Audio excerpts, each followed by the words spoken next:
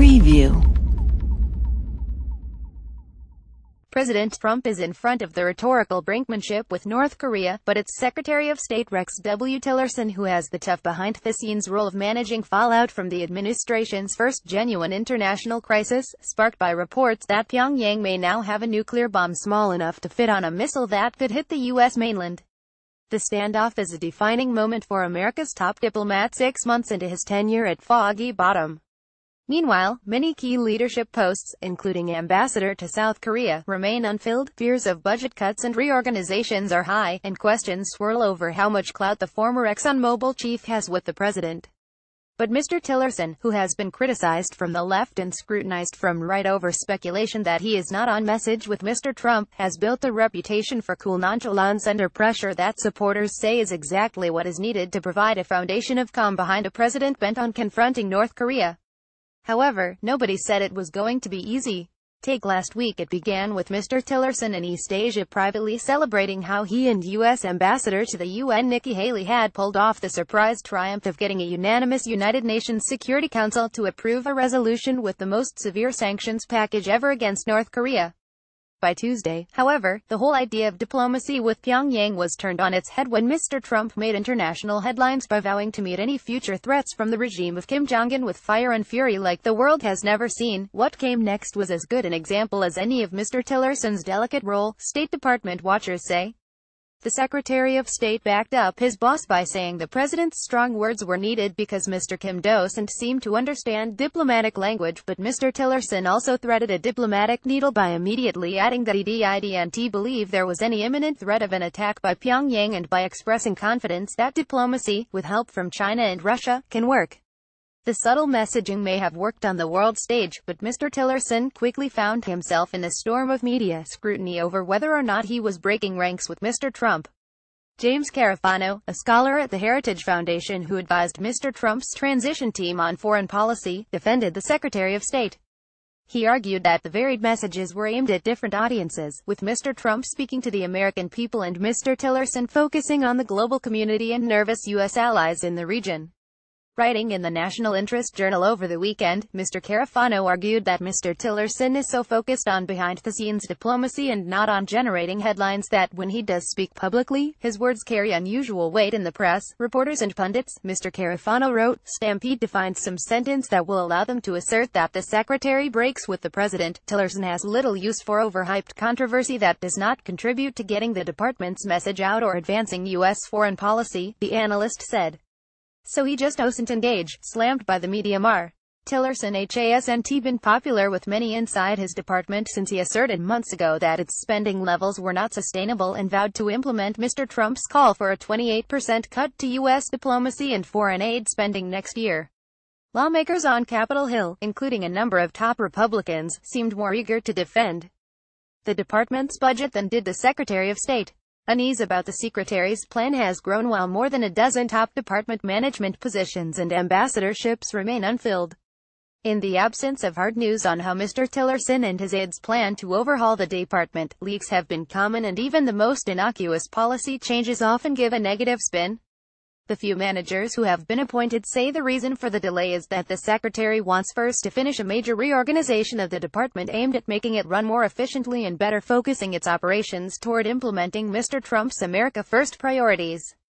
But internal strife over the reorganization began spiraling in April, when it was leaked that Mr. Tillerson was thinking about eliminating 2,300 jobs in a department with 30,000 employees, including about 8,000 Foreign Service officers.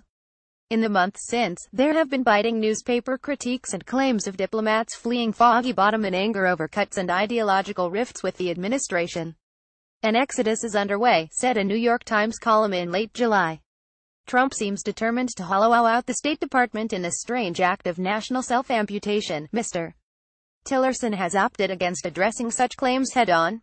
Instead, he has focused on behind-the-scenes messaging. He told staff and families at the U.S. Embassy in Malaysia last week that he was aware of the uncertainty and appreciated what is going through a lot of people's minds, but he also stressed that the reorganization will take into account the concerns of the department's rank and file and said sit-down, lengthy, face-to-face interviews with over 300 people in the department have helped guide the process.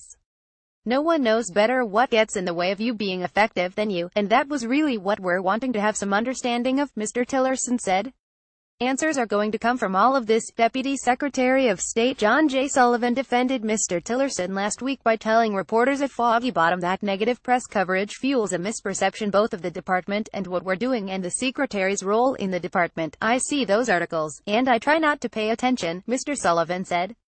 I'm from Boston and a New England Patriots fan, and those of you who know football know Bill Belichick's motto is do your job and don't pay attention to the noise out there. But in this town, he said, it's kind of hard to miss when your friends and colleagues start calling you and emailing you about the latest article that appeared. Mr.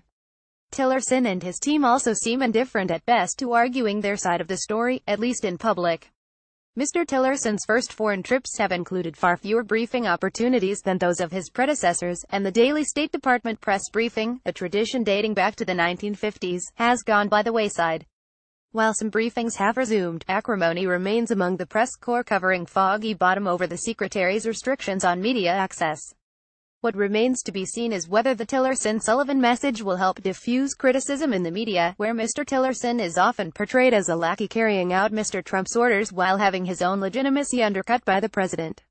Critics say the White House vetoed Mr. Tillerson's early choices for key management slots and that the presidential team, not the State Department, was handling broad swaths of foreign policy. Under Trump, the White House has seized control of key foreign policy issues, argued a recent analysis in The New Yorker. The president's son-in-law, Jared Kushner, a real estate developer, has been charged with brokering Middle East peace, navigating U.S.-China relations, and the Mexico portfolio.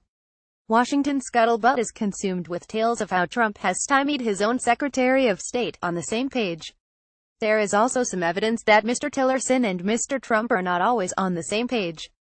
Their different tones on the severity of the crisis with North Korea is just the latest example.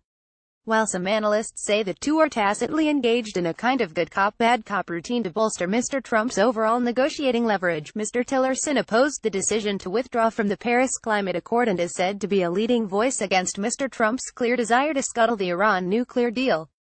Meeting with reporters last week at his golf course in Bedminster, New Jersey, Mr. Trump sent his clearest signal to date that he is intent on declaring Tehran to be non-compliant with the 2015 accord negotiated by the Obama administration and 5 international partners.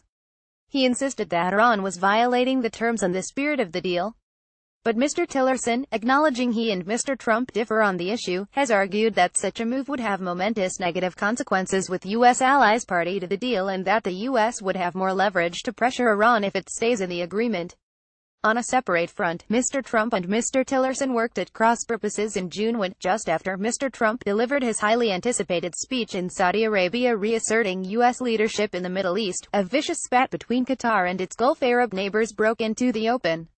Several nations, led by Saudi Arabia and Egypt, abruptly cut ties with Qatar over its alleged support of terrorism, promotion of Al Jazeera and relationship with Iran, dividing crucial U.S. allies at a time when Mr. Trump hoped to present a united front against Iran and Islamist terrorist groups.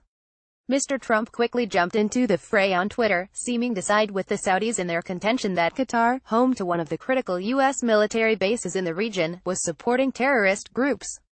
Mr. Tillerson appealed for a diplomatic truce and prodded the disputing sides to at least start talking.